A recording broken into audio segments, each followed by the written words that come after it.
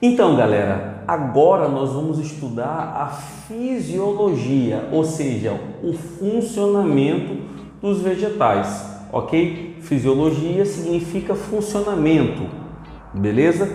A primeira fisiologia que nós vamos começar agora é a fisiologia da absorção.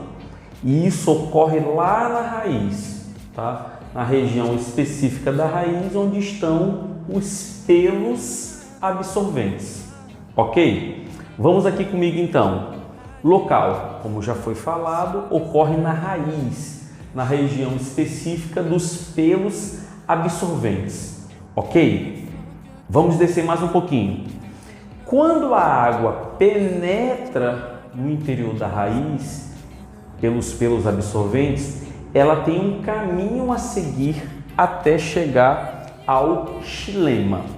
Qual seria esse caminho? Os pelos absorventes, a epiderme, depois o córtex, a endoderme, que está protegida, as células, né? Entre uma célula e outra, nós temos uma proteção chamada estria de Casper, e por fim o xilema, que é o vaso condutor que vai fazer o transporte da seiva bruta, ok? Mas nós precisamos entender como essa água se desloca dentro da raiz, porque essa seiva que nós estamos falando para vocês é a seiva bruta, ok? A seiva bruta ela é composta por água e sais minerais. Então vamos aqui comigo na imagem. Vocês estão vendo todas essas partes que nós citamos da raiz, né, internamente, pelos absorventes, estão vendo a epiderme, estão vendo o córtex, a endoderme e por fim o xilema. O que acontece? De olho na imagem, como a seiva bruta ela é composta por água e sais minerais, nós precisamos entender que os sais minerais eles entram inicialmente na raiz por transporte ativo, ok? Então os sais minerais entram por transporte ativo e depois que eles entram, eles tornam um ambiente hipertônico, ou seja, salgado, e a água entra por osmose. Lembrando que a água sai do ambiente hipo para o salgado, que é hiper. Onde está salgado, onde tem sais minerais é hiper, é para onde a água vai. Então é bom entender que primeiro entram os sais minerais para depois entrar quem? A água. Então é assim que funciona a absorção, tá? Beleza? Voltando para a imagem, vamos lá. Vocês percebem que tem duas vias. Tem a via que a seiva bruta passa entre as células, estão vendo aí, do córtex, e tem o sentido que a seiva bruta passa por dentro das células do córtex. Beleza? Quando chega lá na endoderme, não tem conversinha. Todos têm que passar por dentro das células da endoderme. Professor, e por que não passa entre as células? Porque nas células da endoderme apresenta uma estrutura chamada estria de Casper que impede. Beleza? Então, voltando para mim. Quando chega lá na endoderme, não tem caminho A, via A e via B. Tudo é uma via única. Tem que passar por dentro das células da endoderme, ok? E a endoderme, que não é boba, ela vai fazer uma seleção dos nutrientes. Aqueles nutrientes que ela acredita que a célula, né, que a planta, no caso, precisa em grandes quantidades e diariamente, ela classifica como macronutriente. Esses nutrientes passam com mais frequência. Aqueles que passam com menor frequência são classificados como micronutrientes. Vamos para a tabela aqui. Estão vendo essa tabela? Então, nessa tabela nós temos os micronutrientes. Quais seriam eles? Temos o cloro, o ferro, o boro, o manganês, o sódio. Vamos lá para o outro lado da tabela. O zinco, o cobre, o níquel e o molibdênio, ok? Primeira pergunta que você pode se fazer: professor Anderson, eu tenho que decorar isso? Claro que não, pessoal. Não precisa decorar. Vocês precisam ter um entendimento que micronutriente é o que a planta precisa em pequenas quantidades.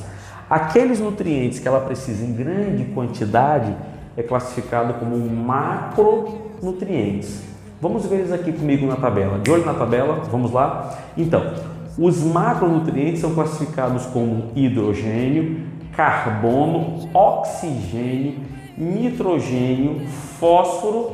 Aí, por outro lado da tabela, nós temos o cálcio, o manganês, o potássio, o enxofre e, por fim, o silício.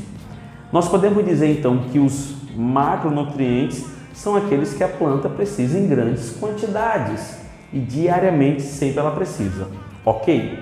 Vamos lá, vamos continuar. Agora nós vamos ver os tipos de seiva e como elas são transportadas. A primeira seiva que vocês vão ver agora é chamada de seiva bruta.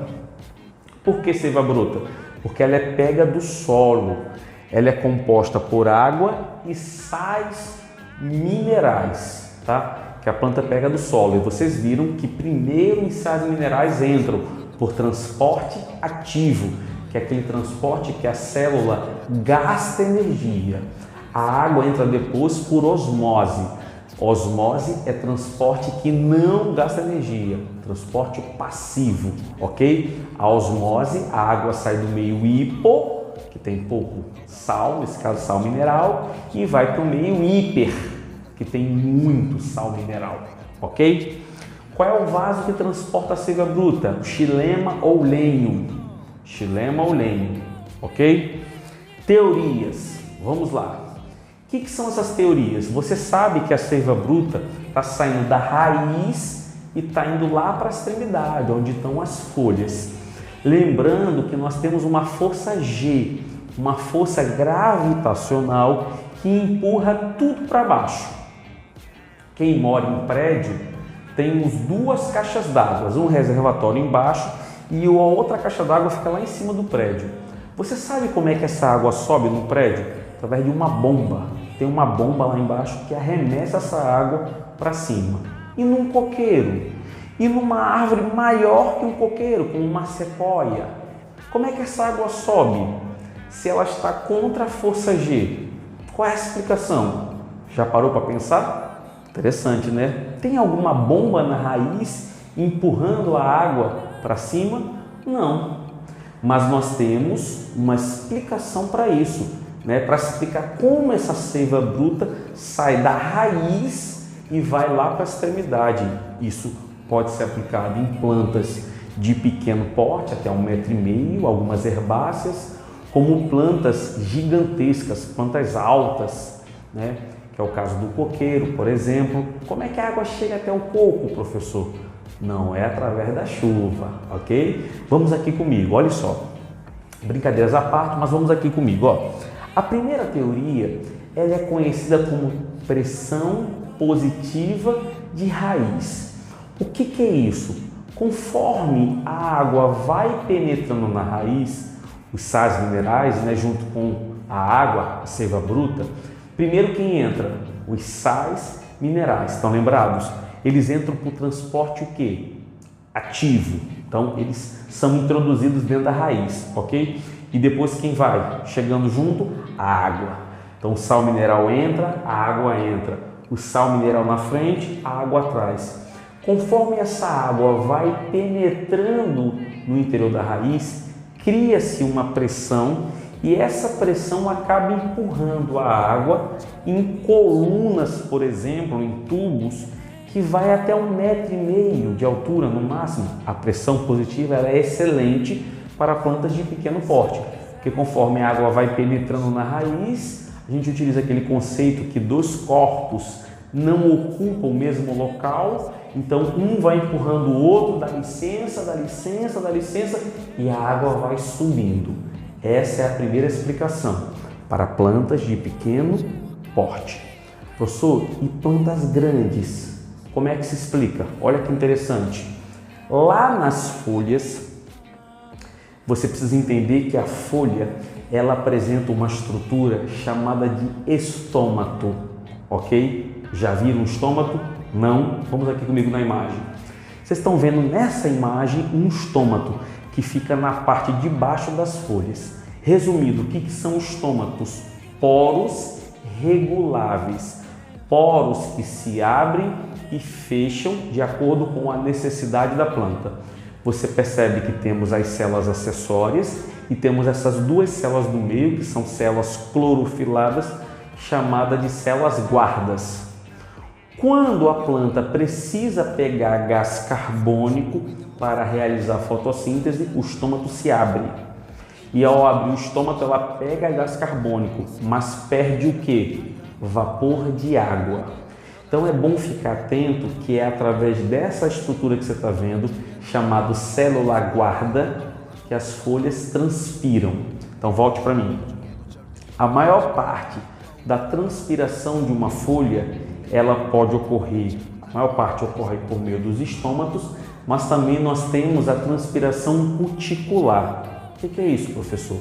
Na superfície da folha, na parte de cima, nós temos uma camada de lipídio que recobre as folhas, chamadas cutícula, para impedir a evaporação, a perda de água por vapor. Mas mesmo assim, a gente sabe que a folha representa uma perda muito grande de água para as plantas. Tanto, pessoal, que plantas de clima árido, seco, como caatinga, sertão, brabo, elas pegam suas folhas e transformam em espinhos. Para quê? Para evitar esse problema. Aí fica a função de quem agora? Do caule. Caule, se vire, faça fotossíntese. Então, esses caules que fazem fotossíntese são verdinhos, são chamados de filocladódios, ok? Então, vamos lá. As folhas transpiram, ok? Ao transpirar, perde-se o quê? Água, na forma de vapor. As folhas ficam praticamente com sais minerais, porque a seiva bruta é composta por água e sais minerais. Ao perder água, as folhas ficam com sais minerais. Elas se tornam um ambiente o quê? Hipertônico, porque está muito salgada. E quem é o ambiente hipo? Porque a água sai do hipo e vai para o hiper, ok? Quem seria o hipo, então? A raiz.